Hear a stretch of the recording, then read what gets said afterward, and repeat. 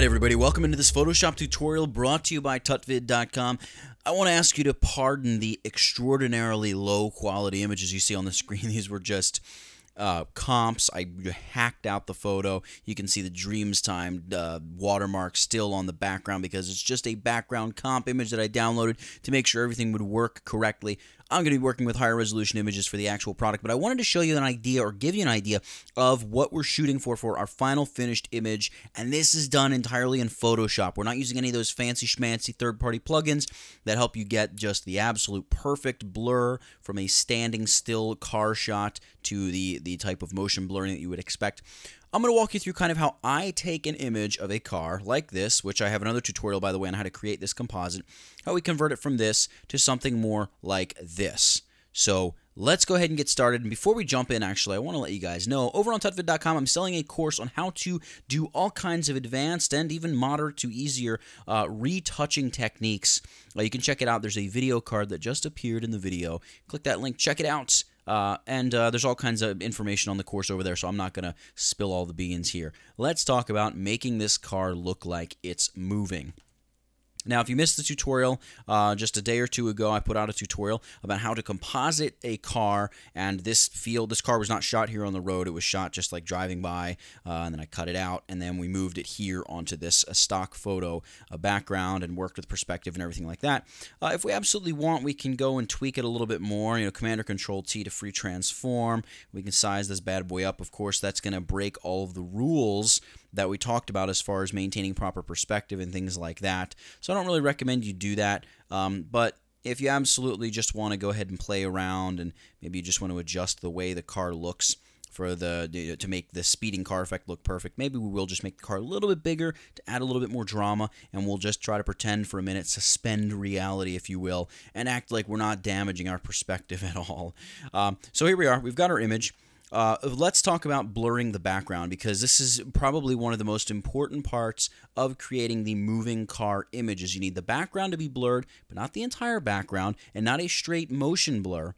We need to do it in a very specific way, but we also need to make the wheels spin. Now, I'm going to be using, for both blurs in Photoshop's Blur Gallery. This, I believe, means you're going to need Photoshop CC 2000, whatever the first CC was, or newer. These blurs are in, I think, I lose track with all the new updates, but I believe in the first CC you will have Blur Gallery, specifically both path and spin blur. Those are the keys for us. So let's talk about creating the background blur first and foremost. To avoid all the unnecessary technical junk, here's what we're going to do. We're simply going to duplicate our background layer. Command or Control J. You can see I've got road. I'm going to name this road-blur. One of the interesting things, if you look at a lot of automotive photography, and I don't really have a bunch of it here on my computer, but I do have the example of what we did before, a lot of times, or not a lot of times, almost all of the time, the foreground is very blurry. And even some of the stuff that's close to the foreground is very blurry, but as you get further and further away from the car, it becomes less and less and less blurry. And in fact, like the clouds, which would sort of be at infinity distance, speaking in terms of focusing ranges on a camera's lens, they're really not blurry at all. I mean, they could have a tiny, tiny bit of blur, but it's certainly not like the foreground, which is, you know, streaking along here and very obviously moving quickly. So that's what we need to take that into account, and we're going to be able to blur our image in this way by duplicating our background and masking away stuff that, well, is not going to be blurred. So with road blur, and actually, you know, I'm going to delete road blur because I'm just looking at this. I think I want to make the image wider, the background wider. It's still separate from the car and everything and all of the toning, so I'm actually going to stretch the road out a little bit. I'm going to go Image, Canvas Size, and I'm going to set my anchor point right here to the middle left-hand side, and I'm going to make the width like, I don't know, 5,200 pixels or something like that, just to give it a little bump. And you can see we've done a lot of warping to the background as it is. So I'm going to select Road, Command or Control T, and I'm just going to stretch it out this way. All right, I'm going to overstretch just a little bit because you can see we're pulling on this side and messing things up, just so I can drag back on this side as well. I want to do this because I want to be able to see sort of where the car is going on the road, and just stretching the image out, we're doing that. Technically, it's not really the best thing to do. It's better to get the shot right in camera if you're shooting it, but this is a stock photo, so we're really pushing and pulling things here to make it work for what we're doing. So here's what we're going to do. I'm going to duplicate that layer again. Again, I'm going to name it road-blur, just like that, and we're going to begin getting rid of bits of this image that we don't want. Now, I'm probably just going to apply a layer mask here, so add a new layer mask, and I'm going to use my brush tool to paint that stuff away. Now, so I can see what I'm painting away, I'm going to select this layer and hit Command or Control I. It's going to invert my layer, so the background looks very strange. Select the layer mask. I know I don't want the sky blurred, so I'm going to grab my brush tool, I'm going to right click, I'm going to get a pretty large sized brush. I don't know, 400 or 500 pixels, maybe even a little bit bigger. Let's go 650 maybe. Yeah, that looks pretty good. And I want to boost the hardness to somewhere around 80%, 79%. That's perfect. So I'm working on the mask, not the layer itself. I'm going to set my foreground color to black, and I'm going to begin painting away the sky. And sure enough, you can see that the background, the proper colored image is in fact coming through on the non-to-be-blurred background image. All right, you can zoom in, just take a closer look, and try to take a little bit of time. You want to get it reasonably nice. There we go. Great. I can just get rid of that junk there. That's all good. And then what we want to do is begin sort of fading in the areas around the road. So here is where I want to increase the softness of my brush a little bit more, maybe bring it down to like 30% or so, and I'm going to reduce the opacity of my brush to about 50%. And again, I'm going to paint with black here, just right there along the sort of horizon line where the mountains, where the hills kind of run into what we're painting, but my brush is a little too small. Let's try that again. There we go, something like that. That's cool. And again, I'm going to do the same thing up here. We're just generally creating the selection we want. We're going to fine-tune it even more once we actually create the blur and see where we want it to go. That's all part of the reason why I'm using a mask here, because I can always bring back some of this blurred background once I've gone ahead and blurred this. So I'm going to leave the mask, so I'm just going to select the layer just like that, and I'm going to hit Command or Control I to flip the colors back to the way they should be, and again, everything just blends together now. On this layer, and one of the things we could do is we actually could convert this to a smart object. That would probably be a good idea, just because smart objects are always better. But since we already started this, I'm not going to convert it to a smart object. Just know you can right-click and convert to a smart object. Quick side note, the reason I'm not going to convert to a smart object right now is because my layer mask would then be wrapped right in with my layer, and it just would be more complicated. You can see I lose my layer mask, so I have to basically create another layer mask, and if I want to work on that layer mask, I need to go into the smart object. It just becomes a little bit more difficult to follow. So I'm going to stick with just straight layers, but smart objects are always nice. All right, so we've got our road blur layer. We've masked away the sky. We're going to go Filter, Blur Gallery, and we're going to begin with Path Blur. So what we're going to do with Path Blur, and the way Path Blur works is, as you can see, the blur starts here at this point, and it blurs to this point. Part of the cool thing about Path Blur is we can do something like this. We can begin over here, like on the far side of the road, and we can bring this point over to like here on the road, and then we can take this center point and we can drag this to sort of make it follow the bend in the road. All right, you see what I'm doing there? And then we can add another point like this. So we can click, like right here. All right, and we can bring this point over to, something like here. And then what you want to do is click on that closing point, just like that, and it sort of establishes that blur. Grab that center little curvy point and go ahead and follow the bend in the road. All right, I'm going to drag this guy up over here. All right, so this is pretty easy because we have these lines in the road. So we can just say, hey, look, Photoshop, blur along with these lines.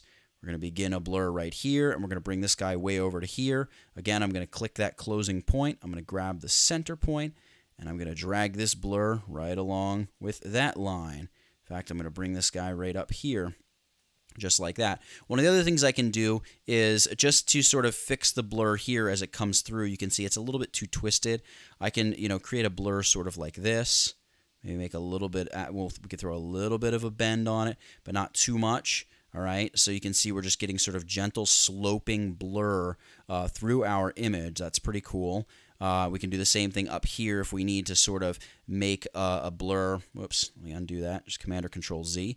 I could drop a point here, stretch it out to like over here, right? And then click on that point to close it off and maybe make the blur go a little bit of an opposite direction just to slightly blur it along that way. That's pretty cool. This actually is a little bit too extreme. So let me just bring this guy over here like this.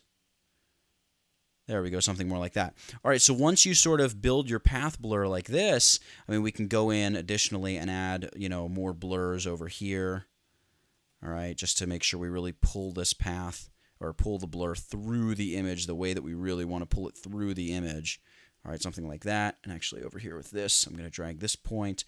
We're going to give this just the slightest of bends, something like so. And then up here in our Blur Tools dialog box, we have sort of a basic blur or a rear sync flash, which is like your rear curtain shutter. We're not going to mess around with that. Don't worry about that. You can increase the speed, though. I'm not going to mess around with taper or end speed point, I don't think. Well, end speed point might be interesting. Maybe we'll boost that just a little bit. Again, just wait for the image to re-render. Take a look at what it's doing to your image. You don't want to do crazy damage to your image, and you certainly don't want to over-blur either. I'm going to take the speed up around 100%. You can see this is really going crazy. Now, one of the things I'm noticing is because of this path blur right here, you can see all across the green, we have a little bit too much of this kind of angle on the blur, when I know that if we're just looking at a speeding car, the blur really at this point is going to look, you know, more like straight across, something like this. So maybe I'll add a path there to kind of straighten out the blur a bit over there across that field. That'll probably help things a little bit. And maybe also here I'll do more of a straight up and down blur. See if that, oh no, that looks bad. We're going to just commit that change, but then Command or Control Z to undo that. We'll leave that little shoop, and maybe we'll weaken it a little bit with the mask. So you can increase or decrease the speed. I think I mentioned taper briefly, but said we weren't really going to do much with it. So I'm just going to leave that at 0%. Centered blur is fine. You can leave that checked on. And again, you can increase or decrease the speed as you wish. I'm going to leave my speed right there at 111. That's fine. Right around 110 I find works pretty good. So now that I've done that, I'm going to tick on high quality, and I'm going to choose OK. And it's going to take just a few seconds here, and it's going to apply this path blur to our image. All right, so now we've got our path blur. The problem is back here is still a little messy, so we need to do something mask-wise, and it really shouldn't be that blurry considering the fact that it's several hundred feet behind where the speeding car is. And obviously it doesn't look like a speeding car because there's no blur in the windshield for the sky pattern that's there, and the wheels aren't spinning. We're going to fix all that in just a second. Let's go back to the road blur mask, and we need to really mask away some of this stuff here on top of the greens. So I've got my opacity set to 51%. I'm going to right-click. I'm going to decrease the hardness a little bit, maybe take it down to about 10%, make my brush a little bit bigger, and I'm going to paint through here kind of like that. Maybe I need to add a little bit more blur back into there, something kind of like that. But even by the time we get to sort of the back of the field, that should be somewhat in focus. All right, so just keep that in mind while you're doing this. All right, I'm going to flip the black here. I'm going to, whoops, I didn't mean to do that. I just hit the slash button, and that gives you sort of that little red overlay. I'm going to get rid of some of the blurring back here. All right, and then get rid of a little bit more of the blurring as it gets closer to the back of the car. So that's going to help kind of neutralize some of that funky, twisty effect. I need to reduce the opacity of this brush even more. All right, so we're just looking to lessen that twisted blur effect. And that's all pretty good. I'm just going back and forth a little bit here, making sure that the blur looks somewhat natural back there. Again, every background is going to be different. The whole key is that you get the stuff that's closest to where the camera theoretically is taking this fake photo, right?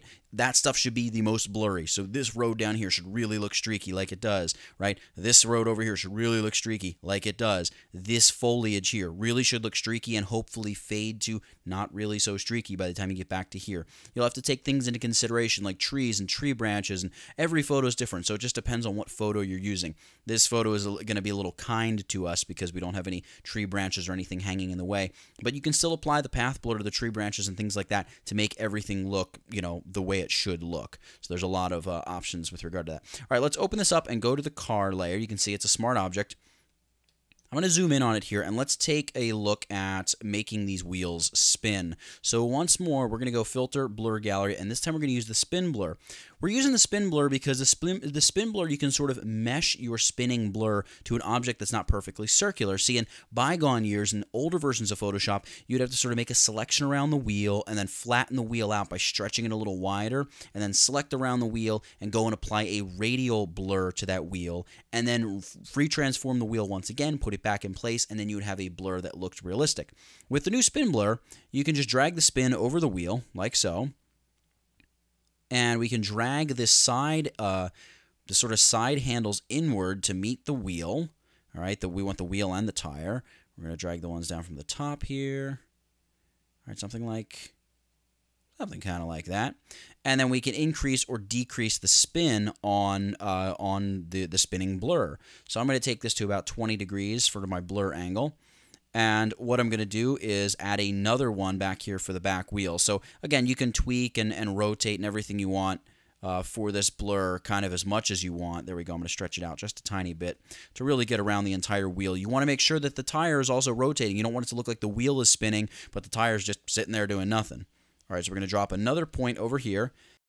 And again, you can see it's fairly labor and memory intensive on your system. All right, so we're going to just shrink this guy way down, kind of like that. All right, let's grab the top point here, squish this down. We're going to bring this right in like so. There we go. That looks pretty good. Again, a blur angle. Blur angle maybe slightly less for the rear wheel because technically it's a little further away, but really not that much lighter. So like 19 degrees as opposed to 20 for the front wheel. And then you can go ahead and tick on high quality and then just hit OK. And it's going to render those blurs. Again, it's just going to take a quick second to do that. And you can see what we've got. If you have to go in and mask away a little bright edge or something that you see on the wheel or on the car, absolutely feel free to do that. But you can see how much of a difference that spin blur makes. And you can see, because we applied it to a smart object, this is the whole reason that it would have been nice to convert our road to a smart object, because we can always go in and we can shut those blurs off, or we can double click on the blur and edit it down the road. So in fact, when I put it that way, you really should convert the road to a smart object and not just do it on a raster layer like I did. But for the sake of this explanation, you can see the difference now. One is one way, one is the other way, and we've both learned a little something. All right, so last but not least, we want to apply just a little bit of a blur to the sky going through the windshield here. Now, we can go ahead and apply, and by the way, I've got the sky right here on this layer. We can apply a little motion blur, and that's probably all I'm going to do. We could use a path blur as well, but to keep things simple, let's just try a straight motion blur. So I'm going to go blur, motion blur, and see what this looks like. I want to make it more like that degree. Oh, you know what's happening? We're blurring the mask as well. Let's try unlinking the mask, see if that makes a difference for us here. Yeah, there we go. All right, so let's blur this a little bit more like that. Maybe not quite so much on the distance.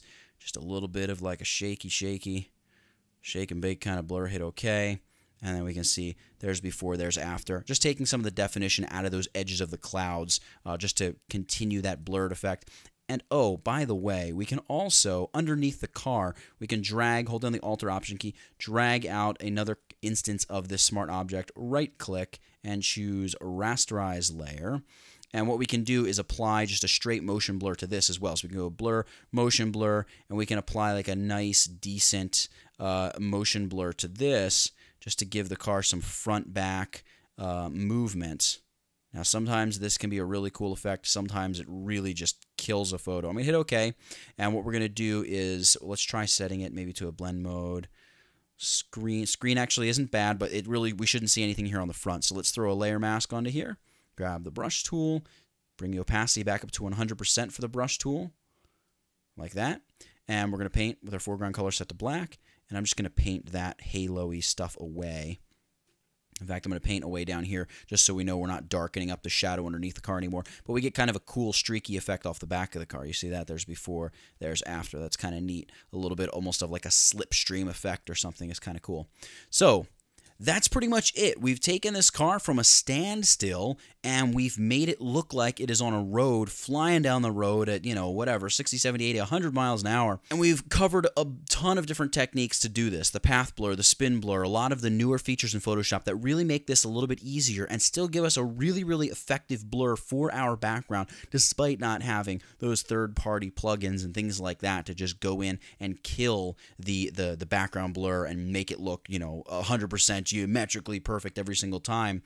But we can do a really, really good job with the path blur here in Photoshop, and it's probably the one thing that I actually use path blur for, if I'm being honest with you. So for path blur, for making a car look like it's moving, and the spin blur and blurring clouds and everything else that has to do with making this beast look like it's flying down the road, that's it. Get it? Got it? Good. Nathaniel Dodson, tutvid.com. I'll catch you in the next one. Thank you so much for watching that video. Make sure you go ahead and subscribe to this channel. All the cool kids are doing it. Also, head over to my website and sign up for my newsletter email. You get a great free gift for signing up, and I email all kinds of great stuff, never any spam. So make sure you sign up today. Thanks for watching.